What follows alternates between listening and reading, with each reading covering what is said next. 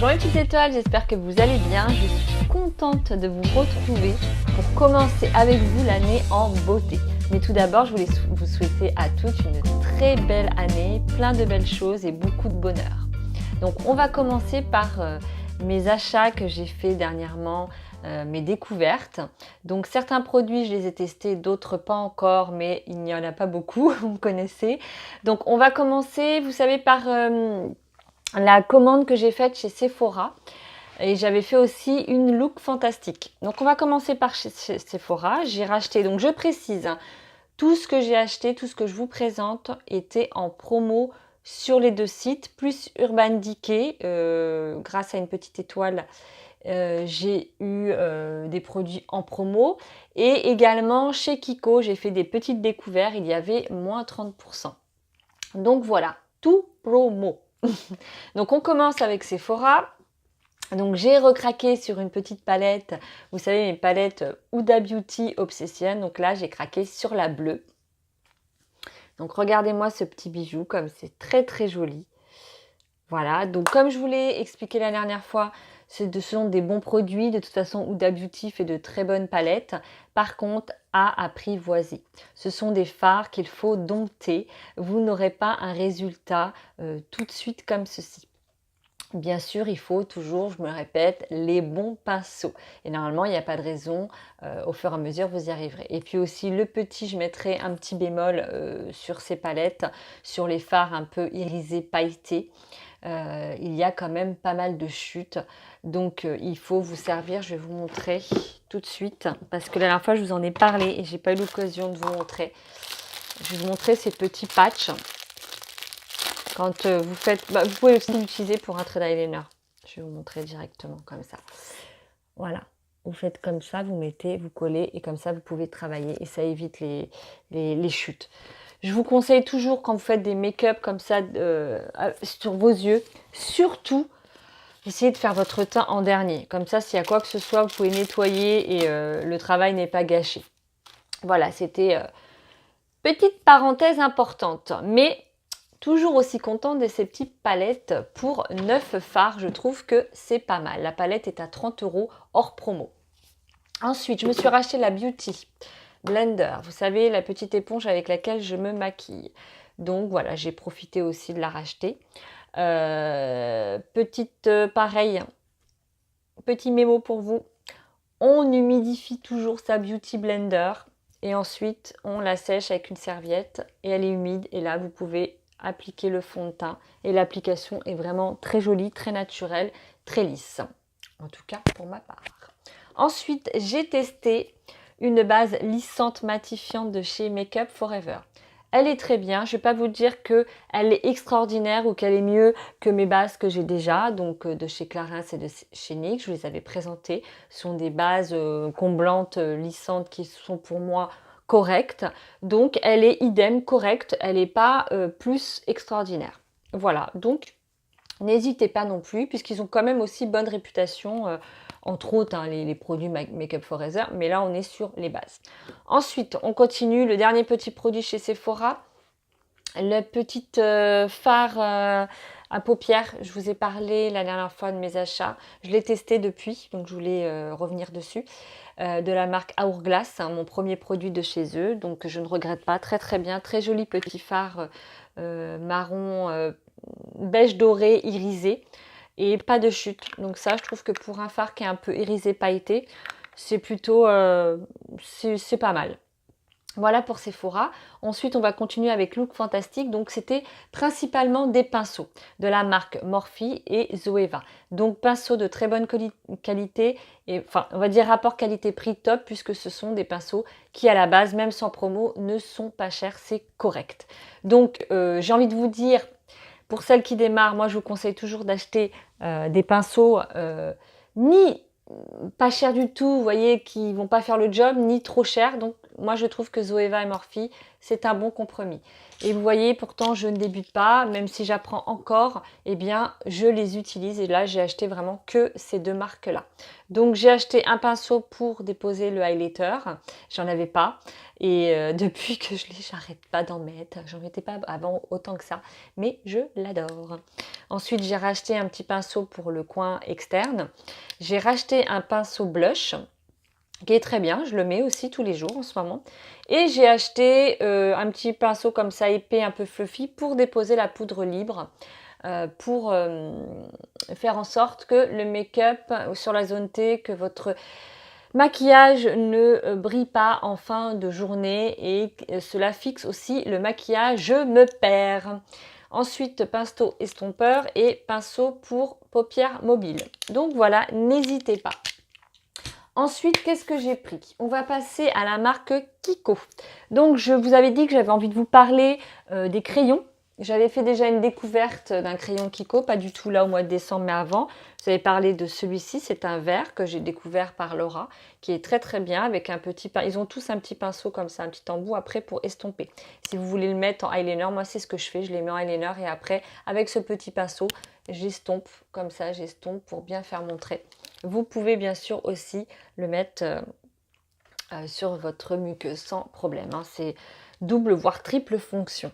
Donc du coup, j'avais ce vert qui est très bien, un peu un vert menthe.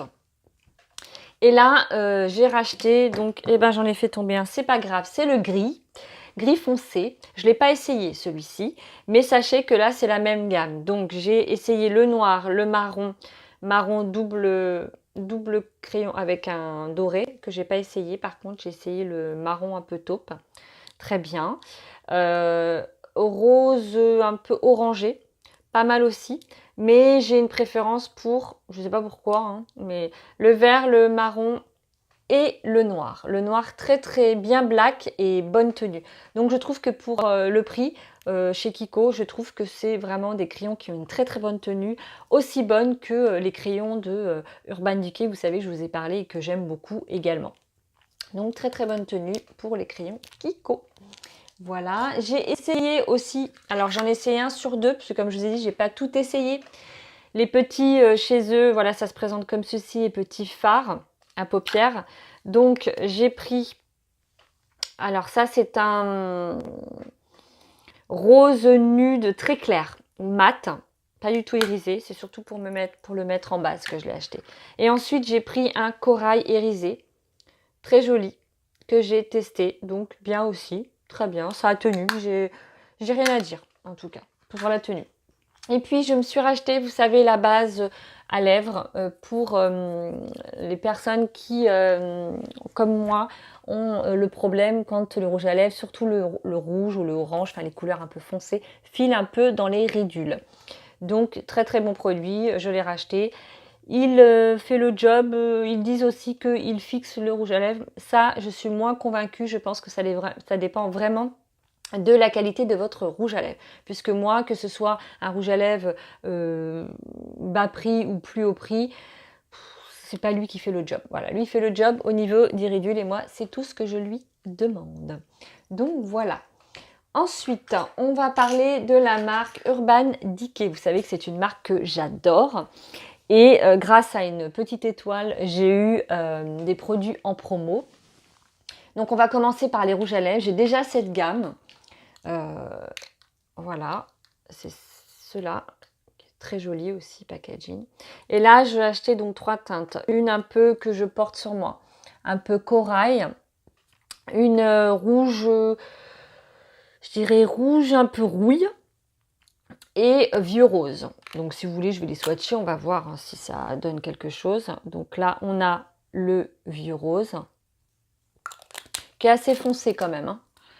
On a celui que je porte sur moi. Voilà.